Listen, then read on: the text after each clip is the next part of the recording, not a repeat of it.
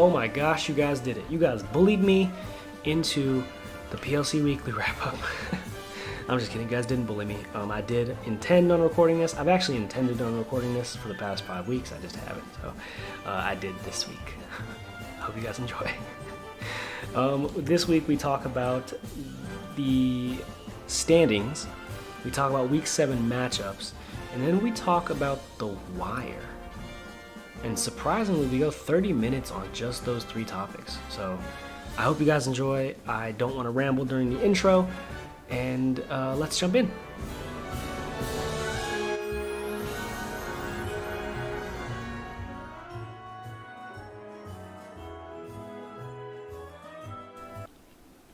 Yo, what's going on, everybody? It's been some time. I think it's been like 4 or 5 weeks since I've recorded a PLC Weekly Wrap Up, and yeah, it's not great. It's not great at all. But we're here now, so let's just, get on with it, I guess. So this PLC Weekly Wrap Up is going to be kind of interesting. The only thing I want to talk about is the standings to this point. The standings and kind of where we're at, to this point in the season. I know before I said I was going to do like transactions, then we'll talk about the matches from last week, and then we'll talk about the standings, and the next week. Really, I mean, it's been so long. Let's just kind of tackle where we're at and then kind of go from there. So we'll talk about standings. That's one thing for sure we're going to discuss. And then the next thing, I guess, is just Week 7. Week 7 is the last week of the first half of the season. We're about to have a bye week next week, so I'm pretty sure everyone's going to enjoy that. Everyone usually does enjoy having that week off to just relax, because Pokemon's great when you're, winning, not so great when you're losing, and just a week to clear your mind is kind of, helpful in a lot of cases. So this is the last week of battles. Next week we have a bye week, so this is a good time to bring the pod back for a week as we prepare for the second half of the season. But yeah, all that being said, let's just jump into the standings really quickly. So right now, we have some names in familiar places, and then some names in not so familiar places, both good and bad. So Dan's been at the top of the table before. I don't think this is anything really new to Dan. He's 5-1. He came off of a forfeit last week, so that is unfortunate because Speakman was the top of the table last week, and then connection issues had to forfeit this match, which kind of sucks because you'd love to see how that played out. But nevertheless, Dan gets the +3, Chris gets the -6, so that kind of sucks, but it catapults Dan into the actually really solid position, 5-1 with a ± of 14. That's really solid, actually. And next, so I guess we'll address, Speakman in a player or two. Jay Wade is currently in the second spot. So Jay Wade actually took a loss, his first loss of the season this past week against Zach, if I'm not mistaken. Yes, and it was a by 1. So I didn't actually catch the match. I think I fell asleep during that match actually on stream. But yeah, anytime you can keep a battle close, win, lose by 1, is pretty solid. So Jay Wade again takes his first loss. He's currently in the second spot, 5-1 with a ± of 8, and that's his first loss of the season. And then, as I mentioned, we're going to talk about Speakman right now. He's in the third spot. With the record, again, he was undefeated last week. He had to take the forfeit last week, and now he's 5-1. The -6 actually kind of hurt, too, because, he had a solid ± of 12, and now he has a ± of 6. So, that's... you'd think that if they played that out, he wouldn't have, lost by 6. I'd be willing to bet, pretty fair amount of money that wouldn't have happened, but that's just the way things happen. So, 5-1 with a ± of 6. He finds himself in the third spot. Aris, this is a name that, this is no new place for Aris. He's 4-2 with a ± of 7. He's currently on a 1-game win streak. Last week, Aris played Ian, and anytime those two, veterans go together or get together, it's always a fun match. I think Ian said there was like one, misplay or one thing that he made a mistake, and that kind of cost him the game. I can't remember exactly what happened there, but Aris, takes that win. So he's in the fourth spot, 4-2, ± of 7, and then also 4-2 with a ± of 7 is Ian. So Ian and Aris are both 4-2, and Aris is technically 1 game ahead, or 1 level in the standings ahead of Ian, because he has that tiebreaker. So they just played last week, and Aris won. So had Ian won, all of the things being equal, he would be ahead. But yeah, again, that's just how things happen there. So Ian is in the number 5 spot, 4-2 with a plus minus of 7. Also 4-2 in the 6th spot. So if playoffs ended today, these would be the top 6 players. These would be the players that are technically in playoffs.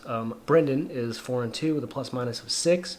Brendan just had a dub against Phil, so he won by 3. I don't think we actually saw that game played, but he does get the win there. So he's the 6th player in the standings. SB is also 4-2, and he's in the 7th spot. SB has a record of 4-2 with a plus minus of 4. He just had a loss against who did he? Oh, he lost to me actually. So he lost to me. He kind of let he actually almost brought that back, but he kind of let Ndidi just kind of wreak havoc on his team for all those tailwind turns, and he lost by 3 last week. So he was I think he was on a little bit of a win streak actually, but then he lost again to me last week. So.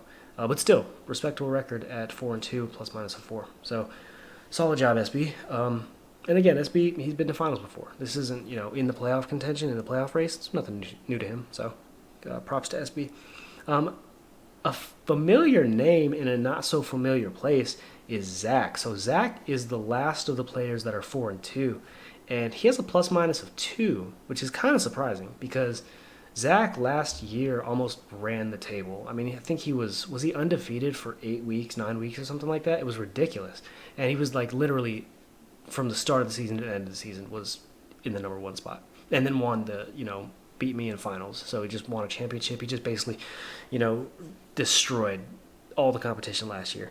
But now, the number 8 spot. So the number 8 seed of the playoffs right now, if the playoffs ended today, or the playoffs started today, the regular season ended today, he would be in the play-in round, which I don't think we've ever seen Zach in the play-in round. And I'm pretty sure, I could go back and check that, but I don't think I have to. I think Zach is always in the, whether it be top 4, top 6, whatever the case may be, he's always in that top of the, table. So seeing him in the play-in round I think it's good for the league.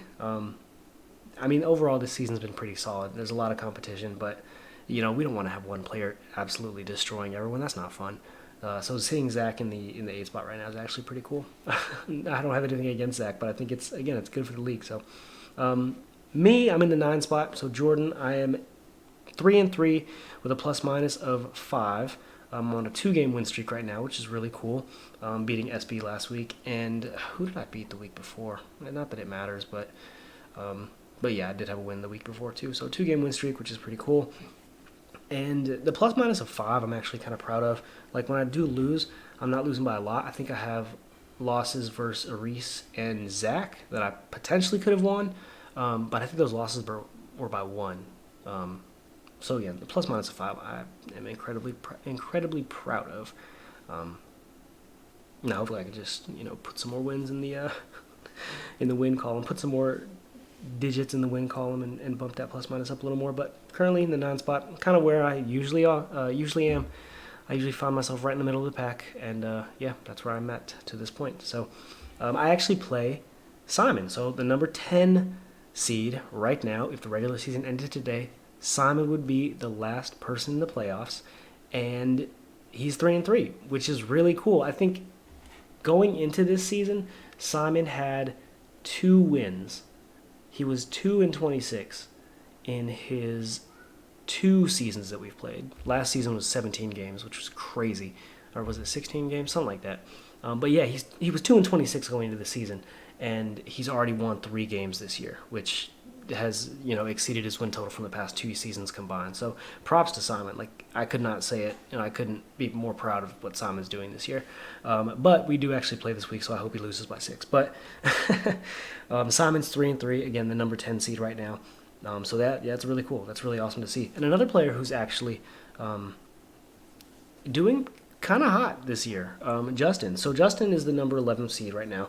So technically he would have missed the playoffs had the playoffs started today, but they don't. So he's 3-3 with a plus minus a negative 4, but he's on a 3-game win streak. So he started at 0-3. He has since won 3 games, and Justin is. I'm just going to put this out there too. Going into this season, so Justin had it's not 2-26. He was 13-27. So a player that commonly takes a few more L's than wins. I think he's played 3 seasons for 13 and 27. I want to say it's 3 seasons worth. But right now he's 3-3. So he's 50% on the season, and he's just fighting for playoff spots. So Brendan, what am I talking about? Justin is doing pretty well this season too. Brian, so this is a familiar name in a not so familiar place. Brian is 2-4 right now. So Brian, I think he was in semifinals. Yeah, he was in semifinals. He lost to Zach in semifinals last year, which he almost won, if I'm not mistaken. I know he won one match that set, but I think he was in semifinals last year.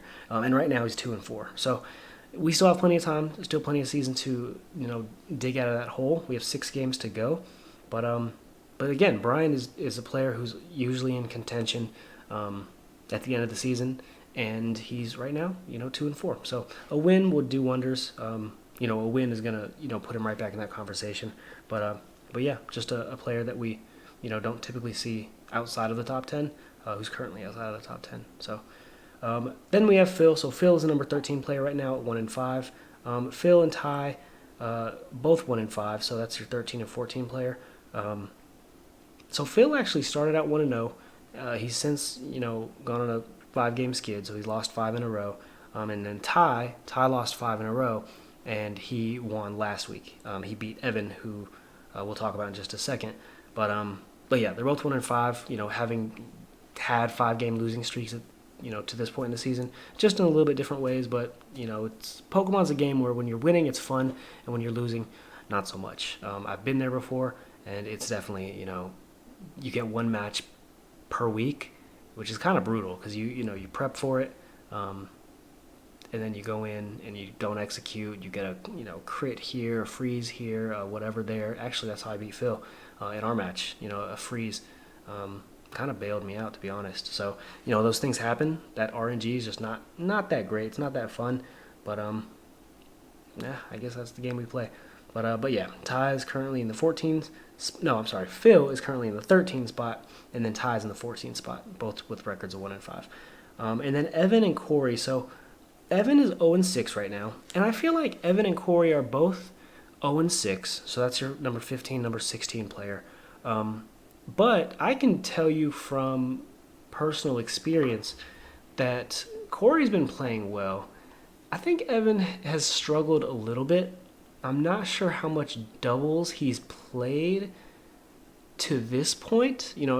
He's definitely played 6 matches of doubles because we have played 6 matches this season. But I just think he needs to familiarize himself with some strategies that are commonly seen in doubles. You know what I mean? Like Disquake, for example. Disquake it's such a straightforward strategy that you discharge next to a ground type, doesn't impact the ground type because of the typing, and then you earthquake next to the flying type, and it doesn't impact the flying type because of typing. That's just a strategy that if you see a Garchomp next to a Zapdos, probably Disquake, right? Or follow me setup, or follow me and I don't know, trick rooms, things like that. Just things that you see that get led, that make their way onto the fields, and it's like, oh, I know what's going to happen here. Clearly, this is a fake out. Clearly, this is a whatever. And I think that maybe that's the case because I know Evan, like going into last season, he was saying he didn't have that much experience. If I remember correctly, I could just be talking out the side of my neck right now, but I'm pretty sure Evan said he didn't have that much experience going into last season. And then last season he had to drop, unfortunately, because of internet issues. So perhaps that's what's going on, but yeah, he finds himself at 0-6 right now, minus 15 in the plus minus, with a streak of losing 6 games. So not super fun. Again, Pokemon, when you're winning, fun, love it. When you're losing, not so fun. So hopefully Evan can get some dubs here soon, and kind of I'd love to see everyone in contention for playoffs. I'm not gonna lie. So hopefully he can string together 1, 2, 3 wins, maybe get 2, take a loss, but get another dub on the back end. Just kind of put himself back in contention a little bit because that'd be fun. I love to see everyone fighting for these top 10 spots at the end of the season. And then Corey. So Corey, I actually played Corey. I want to say week 1 of the season. Yeah, I did. And Corey knows what he's doing. Corey, in our game, I think what kind of turned the tide for me, he went for a U-turn that was not very effective, and he was anticipating that it KO'd for sure, but it didn't. And whenever you think you're going to get a KO and you don't, it's not great, right? So I think that's what happened in our match. But for the most part, I can tell you that Corey played well. And then that's kind of the conversation that I'm hearing too, is that Corey's making good moves. And, it's just sometimes you can make the best reads, sometimes you can make the best plays, but you just, whether it be RNG, whether it be your opponent just played slightly better, whatever the case may be, you come out with the loss. So I've had my fair share of RNG games. I've also had games where if I would have had a move, I'd have been straight, or if I would have been protected, or I would have seen this before I'd clicked so fast, the outcome could have been different. So perhaps that's what's going on. But I think Corey, he will get some dubs soon. But yeah, 0-6 right now. And those are your standings. So again, to recap, the number 1 and 2 seeds right now, Dan and Jay Wade. Props to you guys. And then the 3 through 6, we have Speakman, Reese, Ian, and Brendan. Props to you guys as well. And then the 7 through 10, we have SB, Zach, myself, and Simon. So props to all of you. Specifically, props to Simon because, again, 3 and 3 to this point in the season, when in the last 2 seasons combined you only won 2 games. That is spectacular. And that's not any shade. That's actually, I'm really, really, proud of what you're doing this year. Again, hope you lose by 6 this week, but really proud of what you're doing to this point. And then, rounding out the rest of the standings, 11 through 16, we have Justin, Brian, Phil, Ty, Evan, and Corey.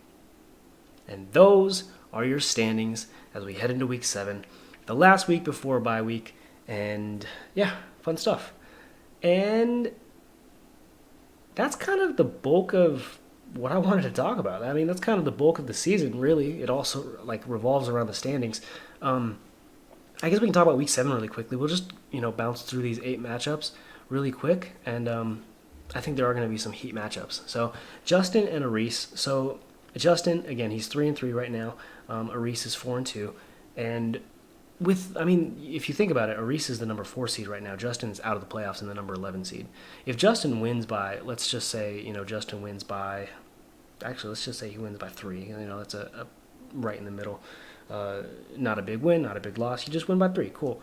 That puts him at 4 and 3. That also puts Aris at 4 and 3. So, again, we're still so early in the season, and it sounds kind of crazy to say that, having been through literally half the season to this point. But that's just to show you that no one's really out of this yet. So Justin, if he wins by, again, let's say 3, he has a 4 and 3 record. I play Simon, so we're both 3 and 3. One of us is going to have a 3 and 4 record, so he's going to jump that person. Again, this is assuming Justin wins this.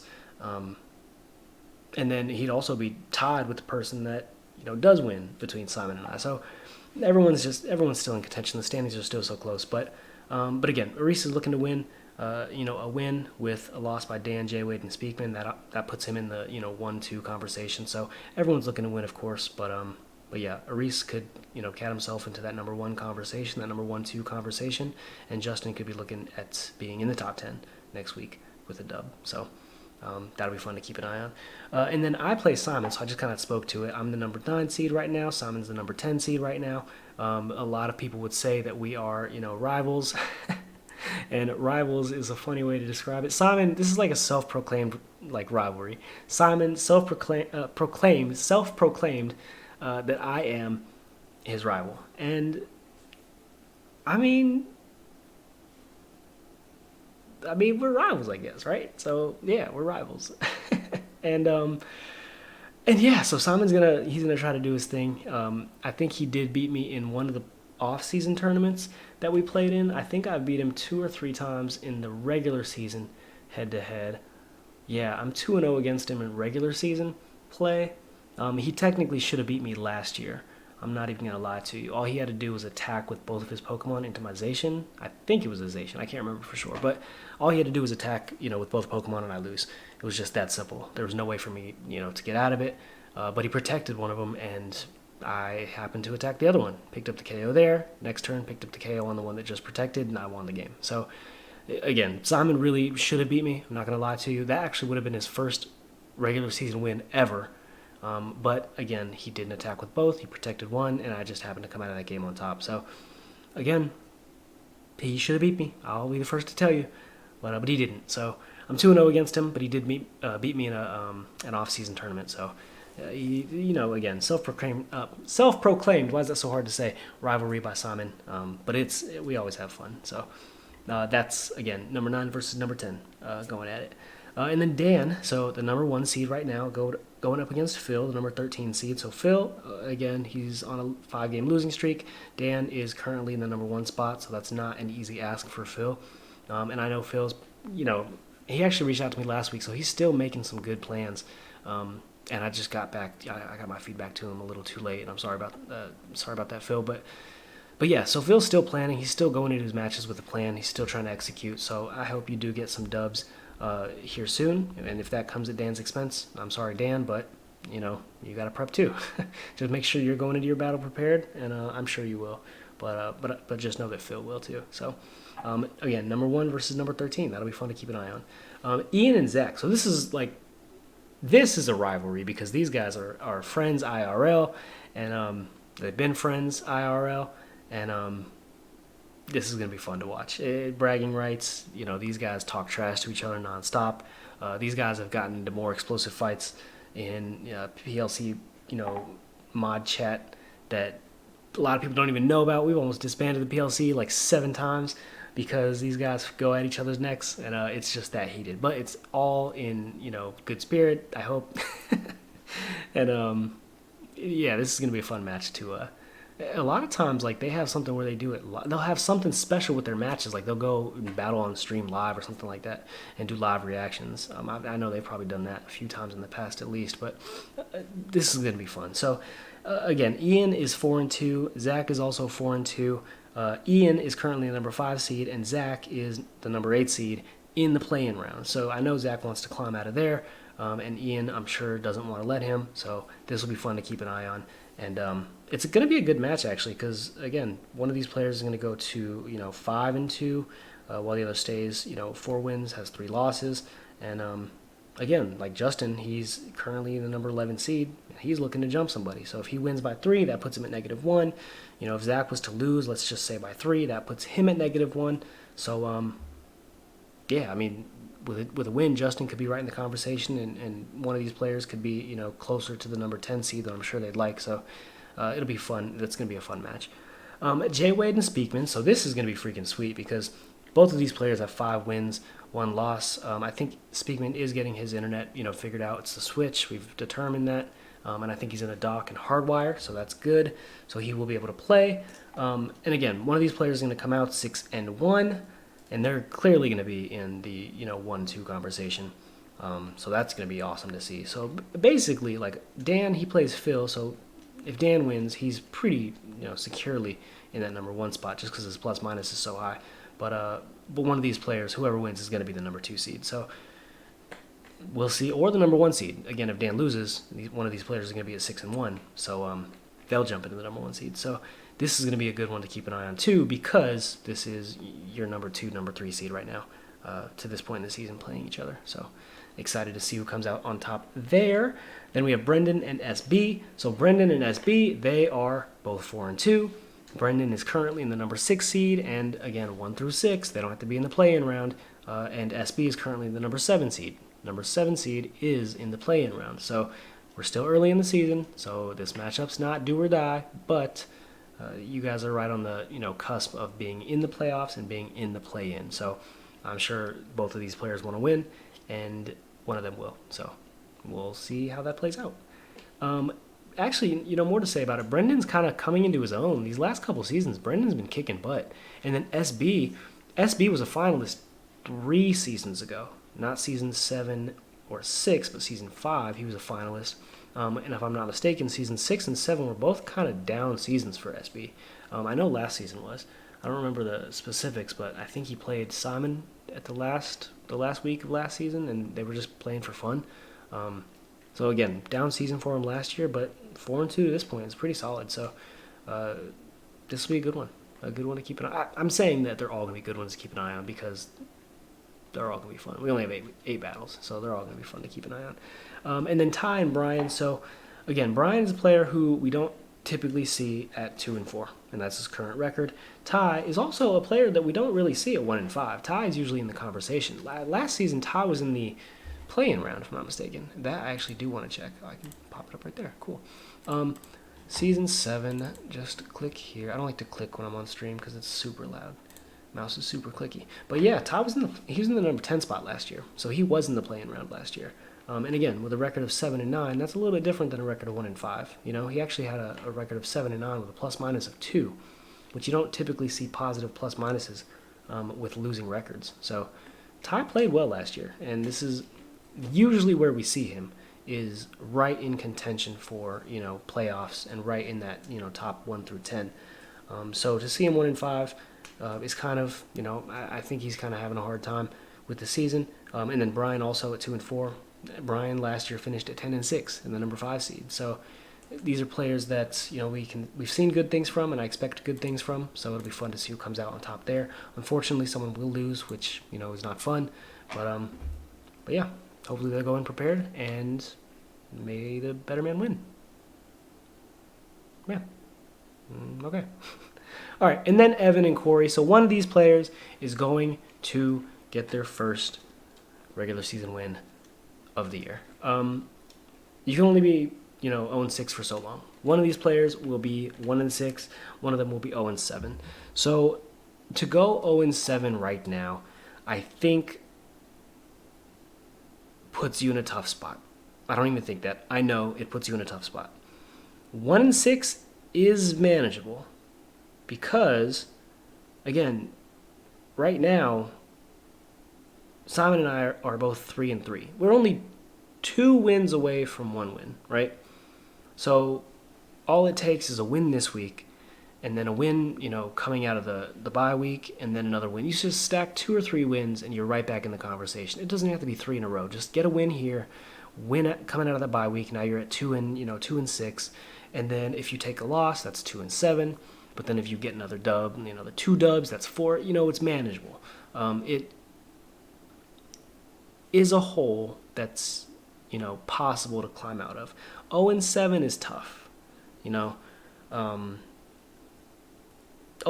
is tough because after this season, we got 5 matches to go, and let's just say for the sake of conversation, Justin wins and I win, right? That means that we're both 4-3, and Simon will be 3-4 at that point. The number 9 and 10 players in the league would have 4 dubs, right? 4 wins. And if you go to 0-7, we only have 5 matches to play. If you win all 5 matches, and then Justin or myself only win 1 more match, you know, that puts us at the same record, right? So then it comes down to plus minus. Now, if you win 5 straight, chances are your plus minus is going to be pretty solid, right? So anything's possible at that point. But the problem then becomes, even if you win 5 straight, if Justin or myself, or Justin and myself, if we both win 2 games, that puts us at 6 and whatever, and that's better than your 5-7, right? So that's why, you know, 0-7 right now it's really tough to climb out of, because even if you win the next 5 games, you know, it all depends on what happens above you, but it's a tough spot to be in. So one of these players, Evan or Corey, they are going to be 1-6, and then someone's gonna be 0-7, and that 0-7 player, it's gonna be a tough season for you at that point. But anything's possible. So still, you know, prep, still do your thing. But yeah, it is gonna be a tough hole. I don't want to, you know, mince words. It's gonna be tough. But yeah, that was kind of depressing. All right, so that's where we're at. So we talked about standings. We talked about week 7. I guess we can. The last thing I want to mention is, you know, Zach and Ian. They revealed I don't even see where it's at. Holy crap! They revealed the mid-season wire, which was really freaking awesome. I'm gonna find it really quickly because it was so good that I have to talk about it. I mean, you know what? I guess we're gonna talk about it next week. Are we gonna talk about it next week? We are, but we're gonna be in the midst of it next week, so I want to find it now. Okay, here we go. So the mid-season includes 1, 2, 3, 4, 5, 6, 7, 8 times 4 is 8, 16, 32. So there are 32 Pokemon being added to the wire, and the first 2 columns are disgusting. All right? If you didn't hear me, the first 2 columns of the mid-season wire are disgusting. Gudra, Rotom Heath's not disgusting, but it's in the conversation. Gudra, Rotom Heat, Rotom Wash, Dragapult, Talonflame, Sableye, Salamence, Lilligant. All disgusting, okay? Lilligant specifically for Speakman's team. Maybe not anyone else. The next column, Arcanine, Gastrodon, Raichu, Garchomp, Greninja, Decidueye. I think people are arguing that Decidueye is not really that disgusting, but again, it's in the conversation. Amoonguss and Grimmsnarl, okay? In those first two columns, you have non-stop heat, okay? Holy crap, I can't respond to messages right now. Okay, Gudra's sick, but Rotom Wash, nasty. Dragapult, disgusting. Talonflame, Sableye, again, Lilligant. Salamence, is it disgusting? I guess with Terra, it's okay. I don't know. Salamence is dope. Intimidate, Moxie, I think it's Moxie, is another ability it has. I don't freaking know. And then Lilligant, again, Lilligant specifically for, Speakman's team because he has Torkoal. It's absolutely gross. But then you look at the next column, Arcanine is nasty, Gastrodon, Raichu, Garchomp, Amoonguss, and Grimmsnarl. Those are freaking heat. Like, you can't discuss it. That's disgusting. Hisui and Zoroark is pretty cool too, actually. I've never seen it in action, clearly. But I think it's going to be fun to watch. It's a very beautiful Pokemon. But then you got the Eeveelutemons. Drakloak, Foongus, Knacklestack, Citadel, Mudbray, Slowpoke, Luxio. Yeah, it goes on. Bronzor, Krokorok, Sandygast, Carkol, Haunter, Electric, Glimmet, and Shroodle. Shroodle could work on someone's team. I'm pretty sure it still has Prankster. So yeah, those are all of your Eeveelutemons. So Zach did laugh and he said that, there were a lot of Eeveelutemons. There really are a lot of Eeveelutemons. But yeah, basically the midseason is spectacular. Like, I love it. There's nothing that's overpowering. And everything is right on par with what we already have on our teams for the season. So I freaking absolutely love it. And if you've had any conversations with me over the past couple of years, you know that I'm not really a fan of these super powerful formats, and I've been having a ball with what we're doing this season. It's absolutely amazing. And then these Pokemon are just going to add to that, right? Amoonguss is not overpowering. Amoonguss is not game changing, but Amoonguss does change the game, right? So it's not game changing, but it does change the game. Grimmsnarl, same thing. It's not going to, flat out destroy 6 of your Pokemon, but it's going to be, if your opponent has Grimmsnarl, you have to freaking think about it. So, yeah, I freaking love it. The midseason's incredible. So, props to Zach. Ian, I think you were probably involved there in some capacity too, but Zach, you did your thing with this. So, that's it. That's the weekly wrap-up for Week 7. Yeah, that's everything I got to say. 30 minutes. Jeez, I've been talking forever. Yeah, I hope you guys enjoyed. I do plan on, bringing this back for next week as well. We'll talk about Week 7. We'll talk about standings. We'll talk about maybe mid-season acquisitions and whatever. But I do want to have people on for next week because there's not any battles happening. So let's schedule some time. Let's talk. Yeah, I will see you guys in chat. I hope you guys enjoy this. I do want to bring these back for the last half of the season too. It's just a matter of doing them. It's just a matter of sitting down and recording. And I want to see content from you guys too, because PLC content is fire, bro. I love it. I am a PLC content consumer. Drop it. I want to watch it. I want to listen. I want to hear it. But yeah, if you made it this far, drop the magic word. The magic word is Samsung Galaxy S10e. That's the magic word, or words. But yeah, if you made it to this point, thank you. I will see you guys in chat, and I hope you guys have a great night, great day, great morning, great afternoon, great evening, whatever you are doing. I hope it's cool. All right, peace.